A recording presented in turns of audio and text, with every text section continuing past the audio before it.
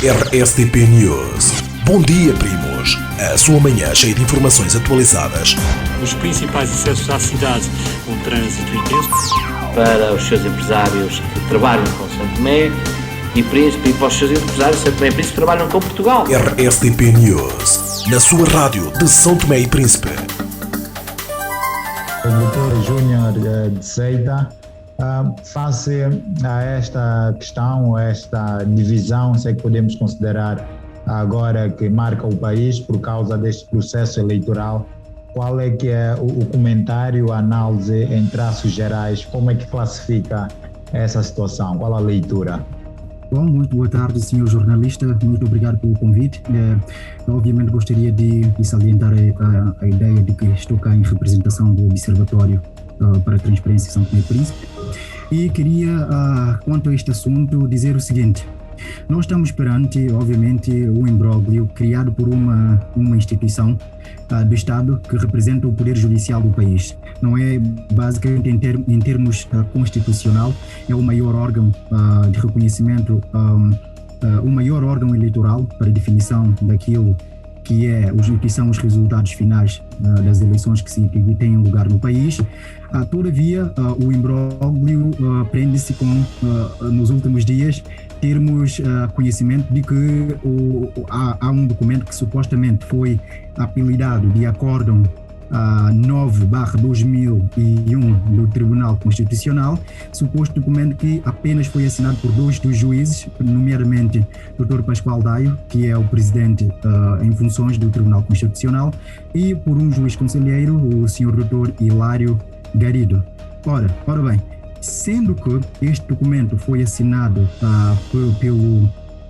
por dois juízes numa instituição que supostamente é composta por 5 juízes, isto em si mesmo não seria problema, porque ainda que um juiz não estivesse presente, 4 juízes poderiam deliberar, sendo que o presidente, o voto do presidente tem o voto de qualidade, nesse caso tem aquela força de qualidade, para o lado, ainda que fosse um empate, o lado para o qual o presidente votou seria a parte vencedora, ou seja, como supostamente o acórdão insta o Conselho Nacional de Eleições ou a Comissão Eleitoral Eleitoral Nacional a recontar os votos a nível nacional, isto teria força executória.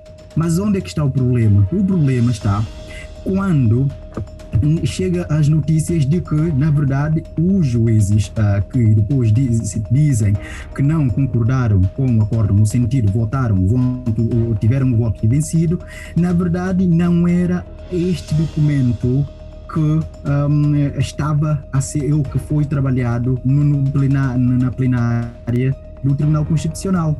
O que isto implica? Implica que o documento em causa é um documento forjado. Obviamente, os seus responsáveis, nomeadamente o presidente da Comissão do Tribunal Constitucional e o conselheiro Hilário Garido, terá de explicar à nação, não é? Porque é para isso que trabalham para a nação, de onde é que surgiu este acordo. Uma vez que nós tivemos, obviamente, acesso à carta dos restantes juízes enviados ao Presidente da República, ao Presidente do Supremo Tribunal de Justiça e à Assembleia Nacional, alegando que já tinham tomado e chegado a uma decisão que declinava o pedido de recontagem de voto de um dos candidatos. Obviamente nós todos já sabemos quem é o candidato, não nos escusamos de dizer o nome, porque o importante não é o candidato, é a decisão. De modo que o que é que nos apraz dizer sobre isso? Este documento em si, intitulado o Acórdão do Tribunal Constitucional 9/2021, não é basicamente um acórdão. Por que não é? Porque está ferida de inexistência. Inexistência porque não foi tomada em plenário do tribunal, um tribunal que deve trabalhar em quórum, o que quer dizer no mínimo 3 juízes, e neste caso foram 2 juízes, inclusive eu me recuso a ir mais ao fundo e eventualmente analisar se os juízes eram impedidos ou se havia um incidente de suspeição sobre os juízes, porque isso implicaria reconhecimento do diploma como um acórdão, mas este diploma não é um acórdão, uma vez que ele é um diploma de ponto de vista jurídico, legal e constitucional, e inclusive quando eu refiro-me de ponto de vista jurídico, legal e constitucional, eu refiro-me à lei orgânica do Tribunal Constitucional e aos ditames da própria Constituição, que obviamente regula todas as outras leis no país. Nesse caso, o que se apraz dizer sobre todo este resultado? Por não ser um acórdão, por ser apenas, provavelmente, o que se pode considerar o máximo um projeto de acórdão, ele não tem força jurídico-executória na ordem jurídica. O que quer dizer, eu sei, todos sabem, e todos os juristas sabem, que as decisões dos tribunais são de cumprimento obrigatório para todas as instituições. E nesse sentido, não sendo um acórdão, efetivamente não sendo um acórdão, ele não é de cumprimento obrigatório e ele é inexistente na ordem jurídica. O que é que isto implica em si mesmo, em termos práticos para nós? Implica que as instituições que supostamente deveriam obedecer o acórdão, a decisão do Tribunal Constitucional, não está sob esta obrigação, uma vez que não existe qualquer acórdão do Tribunal Constitucional no sentido de recontar os votos. Obrigado, Júnior Seita. Entretanto, 3 destes juízes escreveram uma carta ao Presidente da República denunciando o anormal funcionamento desta instituição perante esta divisão que se instalou com base nesta decisão, na existência de 12 acórdãos. Em que medida o Presidente da República pode intervir neste caso, neste processo e repor, digamos assim, o normal funcionamento desta instituição? Muito obrigado pela pergunta. Ora, esta carta foi endereçada ao Presidente da República, mas temos que ser coerentes. O Presidente da República, neste exato momento, para além de chamar os órgãos de soberania ou eventualmente convocar o Conselho do Estado numa situação em que o país está em crise, para poderem conversar e digamos que há uma plataforma de entendimento, não há mais nada que o Presidente possa fazer. O Presidente não se pode interferir na esfera dos poderes judiciais, não é? Então, obviamente, há uma interdependência de poderes, por isso aqui, inclusive, o Presidente pode chamar as partes para se conciliarem, ok? Mas não passa os poderes do Presidente da República, não passa de poderes conciliatórios. Mas espera-se que o Presidente, nessa altura, face à incerteza que se gerou no país, era já expectável que o Presidente tivesse já tomado alguma iniciativa? Era expectável, mas mais do que o Presidente, deixa-me explicar aqui. Nós, obviamente, as eleições, qualquer delas, legislativas, presidenciais, regionais e autárquicas, são procedimentos que se iniciam e têm efeito cascatas. Quer dizer o quê? Quer dizer que as eleições, uma vez iniciadas, ela tem um processo e esse processo, para se completar, existem fases subsequentes e sucessivas. Estas fases, uma vez completadas, elas não se podem retroagir. O que é que isto quer dizer? Quer dizer que eventualmente nós estamos a falar, mas as eleições, o processo eleitoral tem que continuar. Ele não para por causa de crises institucionais. Então, qual é a solução? O Presidente da República pode chamar quem quiser, principalmente os representantes dos órgãos de soberania, incluindo os representantes dos tribunais. Todavia, o problema persistiria porque não resolveria um problema. Nós temos um documento que supostamente é um acórdão e que o tribunal, inclusive pelas informações que nós temos acesso, já enviou uma nota para a Comissão Eleitoral Nacional de que esta precisa dar força executória ou levar a cabo a decisão. Ora, juridicamente nós temos apenas uma solução. A solução vai por escadas. A primeira solução imediata para que as eleições continuem é: nenhuma das instituições do Estado devem observar algo que não é uma decisão do Tribunal. Como já lhes expliquei, esta decisão não é uma decisão, não é um acórdão, não é uma decisão do Tribunal. O máximo que isso poderia ser era um projeto. Portanto, todas as instituições que têm que observar ou que supostamente deviam observá-la devem deixá-la para o lado e continuar com os processos normais. Segundo, a Assembleia Nacional, nós sabemos que os juízes do Tribunal Constitucional, eles são eleitos na Assembleia Nacional. Se reparar bem, o sistema no nosso país, temos o poder executivo, o poder judicial e temos o poder legislativo. E o poder judicial é o único que não é eleito diretamente pelo povo. Ele tem a sua sustentabilidade democrática, a sua legitimidade da Assembleia da República. Então, que a Assembleia Nacional ou um dos partidos faça uma proposta à Assembleia, obviamente é o presidente da Assembleia em exercício. Eu creio que nesta altura deve ser o deputado Levi Nazaré, por substituição do interessado neste processo, que é um dos candidatos, convocar a Assembleia para poder discutir sobre a situação dos juízes. E, na nossa opinião, obviamente, como os tribunais trabalham com a confiança, neste momento este tribunal perdeu total confiança do povo.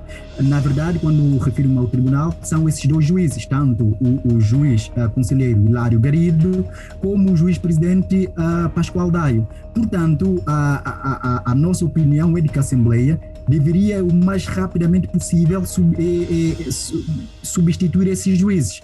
Ou seja, deveria exonerá-los e escolher dentre, obviamente, dos candidatos disponíveis, mais dois para substituí-los. Mas isso, eu poderia perguntar, causaria algum problema? Não causaria, porque nós temos uma vice-presidente do Tribunal Constitucional que ainda estaria em funções e temos dois juízes. E esses juízes, como são três, fazem o quórum do Tribunal Constitucional e poderiam seguir o processo normalmente no processo eleitoral até que fossem eleitos os outros dois juízes que foram mandados para casa. E depois nós temos que assumir que isto, para além de uma questão eleitoral, temos questões legais aqui, temos questões criminais, porque os juízes são responsáveis civilmente e criminalmente de acordo com a lei orgânica do Tribunal Constitucional. E nesse sentido, nós lançamos um apelo ao Ministério Público, que é o defensor da legalidade na República Democrática de São Tomé e Príncipe, no sentido de dar vazão às suas competências e proceder, obviamente, à introdução de uma ação no próprio Tribunal Constitucional e para poder primeiro chamar as responsabilidades, tanto criminal como civil, desses juízes. E depois, porque o que está em causa é a própria estabilidade do país. Um processo tão importante como a eleição de um presidente da República de um país não pode ser colocado em causa ou posto em causa por causa de dois juízes que não sabem das suas responsabilidades neste momento tão crucial. E depois nós temos uma outra instituição que tem que funcionar, que é o Conselho Superior da Magistratura. O Conselho Superior da Magistratura é o autogoverno dos tribunais e que é responsável disciplinarmente pelos juízes. Que ele também levante um processo disciplinar contra esses juízes e enquadre esses juízes na força da lei, obviamente neste caso chamando-os responsabilidades que deveria obviamente enquadrada sempre na lei, porque nós estamos aqui a falar na defesa da lei. Nós vivemos num Estado de direito democrático, onde nós respeitamos a lei e os tribunais não estão acima da lei. Os tribunais devem respeitar a lei. Quando os tribunais